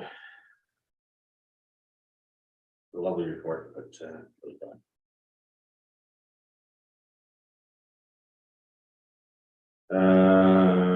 temporary boring resolution, tab 12. Okay. You wanna make the. I guess I can make the motion, yeah. I can recommend to, Sorry, go ahead. okay, I'll do it. To recommend to council to approve the temporary borrowings resolution for Valley Waste with the town of Annapolis Royal share of the 2023-2024 capital budget at 1.31% in the amount of $7,244. I'll second that. Further discussion. I assume they know what they need. If they implemented their. Like vehicle. Plan that we have, So they don't have a strategic plan yet. They don't have the other. They believe they will start strategic planning in January. That's the timeframe they're on. And we did bring it up. It's in the deliverables. We've brought it up repeatedly. But in the meantime, the place still has to operate. so they're just, because I saw a lot of them were like vehicles and stuff that were being. They've made some strategic choices to match up vehicles and they've sold a lot of vehicles that didn't match what they needed. So Right. that's been good. So it made lots of strides. Any other questions? No more question on the motion? All those in favor? Aye. Who seconded it? I did. All Okay, thank you. I mean, against? Motion's passed. So the last thing is the new piece, which is the accessible, the addition for the accessible crosswalk on the South Road. Oh, that's in a different tab. So he went late, so. Noah, our director, active living coordinator, has found a grant to do the accessible crosswalk on Pensacola Road. This is exciting. It had gone both to TPAC and the accessibility committee, and both had recommended that council proceed with trying to find a grant. So we have probably 80% secured, maybe 90% secured this grant. They just need to make sure that council is willing to put in the 25%. Yes. I think it's great. I think it's, I don't know how many Fantastic. times, like, vehicles, I'll be out for a run and vehicles will stop being nice to let me go by, and I don't even wanna go across, cause I'm always like, oh, okay, cause there's nothing coming their way, cause I don't wanna be the one to cause an accident. Because someone shouldn't be stopped there. Mhm. And I see the laws and the rules and I read it, but it's those vehicles that control what you do. When they're stopped, what are you gonna do? Like, you might as well just go, it's safe, but you should. The only issue is even with a crosswalk and signs, you're still putting everyone at risk when you cross. Yes, because you should never assume. Yeah. Yeah, and you do that in the city when I'm walking, I never assume that, Yeah, but- because I know I'm out there driving. the way it is now, if something happens there. I don't know who's at fault on that, because you have somebody that's crossing on nothing that's there is no crosswalk, jaywalking. and you have somebody stopping that shouldn't be stopping. Exactly. And somebody that's not paying attention that's ramming into somebody that's just stopped in the middle of the road. So at least this gives a much better level of safety, in my mind. Yeah. At the golf course, we have Yeah, that's, cross- That's another that is, problem. and that's what causes accidents. Yeah, yeah, that's a problem, because it's not a crosswalk, but it looks like it, so. It as is, a no, drive- it is a crosswalk. Yeah, but it's with not- signs and everything. So Yeah, you don't- vehicles you don't- are supposed to stop? Nope. No, vehicles are not supposed to stop. Oh, well, they have some. Yeah, I think, it's not. I think it's, not I thought I illegal. heard that they actually got it upgraded. That- Yeah, if they got it upgraded and done properly, then it could be, but right now, it's not a legal There's crosswalk. no legal crosswalk signs posted before the walk. The lines are painted on the pavement, And the crosswalk signs right there. but there's no actual physical sign saying that it It's is. a just that crosswalk, like so- golf cart crossing or something. Yeah, which is not a purpose. No, they got a crosswalk there.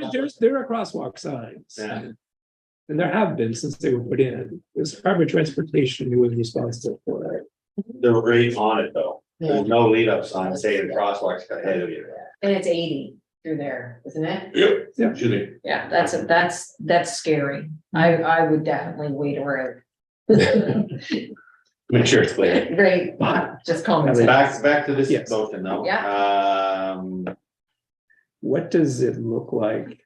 It is a double-sided with the LED light bar, so it's all got the flashing lights. It's got the noise, so it's Accessible. accessible for vision and hearing. Love it. It's gotta be for everybody. If it's an Yeah. accessible grant, I mean, you gotta make it safe. Well, it makes sense anyways there. Yeah. Well, I think Noah did a darn good job to secure this grant. Cause I know when it came to TPAC first, we didn't really know what to do with it, and at the time, the accessibility was, they had just started their committee, and they recommended it go in. yeah. So, So we have a draft motion. Yeah. yes, I- somebody, Sure. want to read it? I would recommend that council approve the installation of the accessible crosswalk with a total project cost of $6,800 plus HST on Prince Albert Road on the approval of the funding application and the town's share of the cost of the project, 25% to the maximum of an additional $2,000 from the 2023-2024 general capital budget. I'll second that. Who first did it? Ollie. Okay, thank you. You did, you read it. I like first did it better. Should be encouraged. Any further discussion on this? Question on the motion, all those in favor? Aye. Aye, against, motion is carried. Yes. Not yet. Table. Oh. But it could be quick. Yeah, sure. Getting my, Round table. Starting with Mayor Whitney. Okay, I'll give you a written report, so I'm gonna spare you a page and a half. I'll just give you the changes if you have it. On the day of remembrance for the second largest Canadian expulsion, we had all kinds of press. Le Courrier, the Valley Register, the Reader, and in addition, Zoo Canada carried it. And La Parole, it's a newsletter of the Acadian Museum, September 23. So there's multiple publicity for that event. good. And on top of that, we just received a journal from France that also covered it, and I didn't have time to place that on my report. The other change in my report is an invitation from Mayor Marango is inviting a delegation to France for the second half of 2025. I referred the matter to Christine Eagle and haven't heard back. And sent her that, well, she has that article. She's the one who sent it to me, so she's got it. And then finally, the other two items were covered under the joint meeting. So that was it. Those are my changes. I'm done. Deputy Mayor Tom. The only real thing that I'm gonna bring up is Could we ask a question? Oh, no, go ahead, Is that sorry. okay? Yeah. I just see that the feasibility study is referred to. Yeah. And I haven't heard anything about that yet. That's the feasibility for the title project. Yes, so So we. council allowed us to go for a request for expression of interest.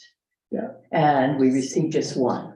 Okay, The total price tag was somewhere around 200 and No, wasn't it 167? 162, yeah. 172. Somewhere in there. Yeah. So that, all that gave us was how much might this thing cost? mhm, So in the presentation that Bill Crossland gave to the county in Middleton, we said the whole feasibility project would cost 162. FCM would pay 66%, the municipal share has to be 10%. So we asked if Middleton and the county would consider partnering with the town on, the 10%. And we haven't heard back yet. So that's where it sits. We're trying to cobble together funding. And we've talked to ACOA for part of it. So we're trying to cobble together 3 grants and municipal partners to do this project. That's where we're at. Looking for 162,000. okay. So perpetual search for money. Should we just be making a decision on whether or not we as a council want to proceed with this feasibility? I grant guess you study? proceed when we've got something cobbled together as to whether, So council Can be did direct us to move forward to find if we could find any. This council did say that we should go forward with looking at the feasibility study. And so that's kind of where we Okay, are still at, yeah. okay, I was under the impression that we just sort of given permission to find out how much no, it was we going haven't to cost. accepted it. Yeah. Yeah. Okay, We haven't accepted, like, there's no acceptance of the offer, right? We can reject it, whatever. So it's the usual search for it. We have to know how much it costs before we can find funding or apply for funding. So we have 3 grant applications and 3 municipal requests out. So if we get anywhere with those grants, then it would come back to council to see if you're If you want to accept to it. make the motion to go forward with the study. Yeah. And this was the piece that FCM said that they needed one more, like, the third party feasibility study to move forward with the project grant. okay, Did we answer your question? yeah. It answered my question. I'm just. I was wondering how much effort is going into this. Lots. It's been going, this is year 2.5 3. years, Yeah, year 2.5 years. Yeah. Okay, again, I'm sort of new to this particular issue. I've read some materials on it. And I don't know what decisions have been made by council previously. Basically, it's that, where do we find the money to pay for the seawall? And one way to pay for the seawall is to run our own electrical utility. This is our best bet to get at it, but we can't do it on our own. There's a feed-in tariff, very generous from the province of Nova Scotia. We give you 53 cents per kilowatt hour if we were successful. I read that was only for areas that have been identified by the province. Correct, So the correct. Annapolis River has been one of those areas that was identified. Yeah, so we're dealing with the It COA. isn't. No, we're dealing with the COA on that very issue now. Yeah, So the feed-in tariff would not apply to a project on the Annapolis River. So from the information we just received from ACOA, we were Yes. told that all of the allocations have been done for that tariff, Okay, but we haven't got confirmation on that. okay, So that's kind of, if that piece isn't there, then I'm assuming that it wouldn't make sense to go forward with the project, okay. because we need the 53 cents to make it work. we do. And so, we're working now with ACOA to get confirmation on that tariff first. Because it was kind of named at, I think, 7 spots or something. For Yeah, that. did 7 births. Yeah, Okay, I also see from Nova Scotia Power's annual report, that they haven't actually paid anything out to anyone who was awarded Correct, contracts. Correct. Which is a bit of a red flag. Well, none of the projects have been shallow water. They've all been elaborate, unaffordable capital projects, which have shown no promise. So ours, according to FCM, the biggest thing is they're saying, yes, it's a novel project. From them, it would qualify for funding. But now we have to go through cobbling it together. It won't just take their funding. And you're right, there's a whole regulatory piece and there's a First Nations consultation piece. It's not an easy project. And the unit itself has to be proven, because it's only on the It's its final Small. test. Yeah, It's never been, built to the size it needs to be to generate the power that You're, yeah. you're looking for, yeah. it's been through 3 engineering reports and 2 situ tests at Memorial University in Dalhousie, and the research scientist is Sue Malloy, who's well known to ACOA and others. So she's been the researcher, and Bill Crossman, of course, has been the engineer. It's a process. okay,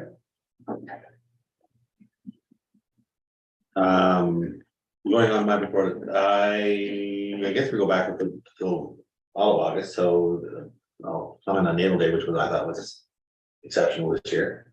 Fireworks were highly praised. Yeah. I enjoyed the parade because I was able to ride the rock there. Oh, yeah. Slogged along.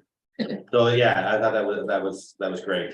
So the the numbers are up, like you can see more people on the street, but now we are going to be doing a review on that eventually. Yeah, so Natal Day is supposed to be doing a wrap-up review, and we're gonna look at a few changes for sure, but, yeah. Okay. I don't chair it, so I'm waiting for the chair to organize that. The other thing that came up on mine was the pool. And there's a couple issues that came into my attention at the pool. One was that they had an incident. And I would want to see if that's been reported or.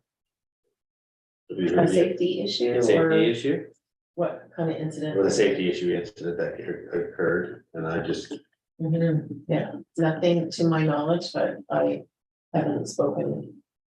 So I'm not sure if they were, I can't remember if the contract says they will report it to the CA or if they report to NOAA. So I haven't, heard anything from NOAA. The pool board are working on their end of season report, and I'll be able to bring that to your attention at the next council meeting.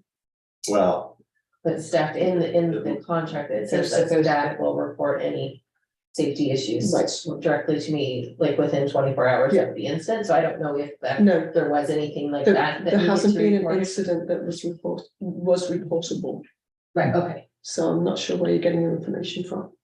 well, I was told that there was a safety issue that was there. There was faulty equipment that was there, it caused an issue, No, I think and we're entering the think- realm of in-camera yeah, discussions. I think you need to see the report first without just kind of hearsay information. well, I'm just bringing back what I was told to me as part of my report. The other one side of that one, and I was also told that there I think- was I- segregation of stuff going on. Excuse me. That's probably hearsay, and I think it would be wise to wait until the pool has an opportunity to present a report that I can bring to the table at council. And then I think you'll see what the facts are. I am letting I you know think we should leave what it I there. heard and what was told to me. So when they give the report's gonna cover those items, but that's great. It'll be a full report. Well, I hope so. Okay, that was it for me. And, yeah, Councilor Hackman. So I attended the Gulf of Maine Environmental Award at the King's Theatre, and that was really enjoyable. Carmen Kerr was there to present the award to John Bottomley, and also the church, St. George and St. Andrew United Church. I also attended the Day of Remembrance of the Acadian expulsion on the Queen's Wharf. And I also had the pleasure of attending the unveiling of the plaque of the National Historic Significance for the Begans Crosby Home, which we know was built in 1708 and is the oldest Canadian wooden house. yes, it is. And we're proud to have it in our tiny town, our perfect town. And that's my report from Round Table.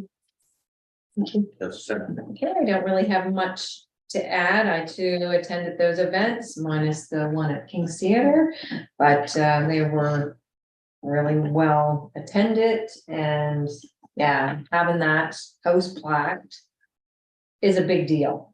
Really big deal, big deal. What else? Oh, Natal Day was phenomenal. Pride weekend was great. Huge turnouts for both. And yeah, we are gonna look at the structure of Natal Day moving forward to see how we can keep the cost of the policing down, that kind of stuff. Make it so that they're not so overworked. Maybe condense a little bit. Yeah, the fireworks were phenomenal. Do I totally agree with spending almost $12,000 on fireworks? When we literally live off of a shoestring budget? I probably would say I don't, but people want it, people love it, they talk about it. It lasts 8 minutes or 12 minutes and it's done. But that's what everyone would like, so that's what we do. That's what we do. So we should just say that the town only contributed. a portion Oh, of that. yes, the town, and the Hall did amazing. They donated over 5,000. Yeah. We have 5. I think that there was a little bit from the Royal Bank. Yeah. But in general, I'm just saying. Yeah, but it's- just I it's a didn't want big people to think yes that the for town. sure. Yeah, no, and very grateful for the fire department to do that. I mean, they could have put that money to anywhere else. But fireworks is what everyone wanted, and we had a bang, like it was an amazing performance. That's it. That's what we're. Well, I don't have much to say, but I must say, I'm sorry I missed the fireworks display. Oh, you missed I heard it from my home, but. It was amazing. It was epic. Yeah. Again, not too much to add. I was present at for the Natal Day.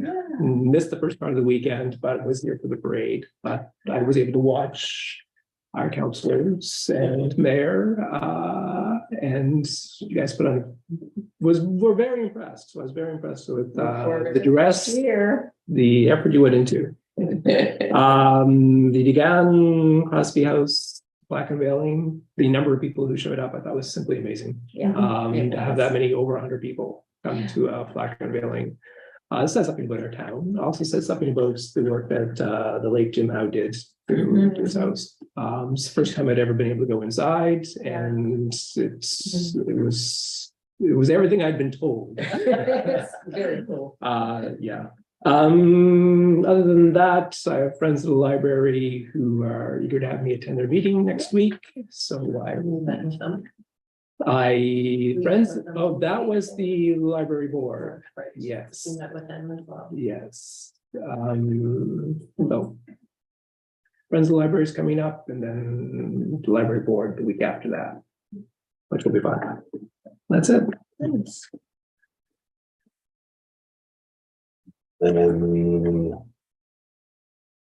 In camera, any motion to go in camera?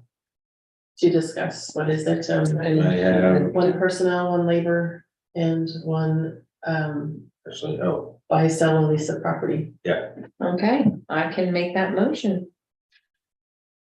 secondary, please. I second it. Thank you.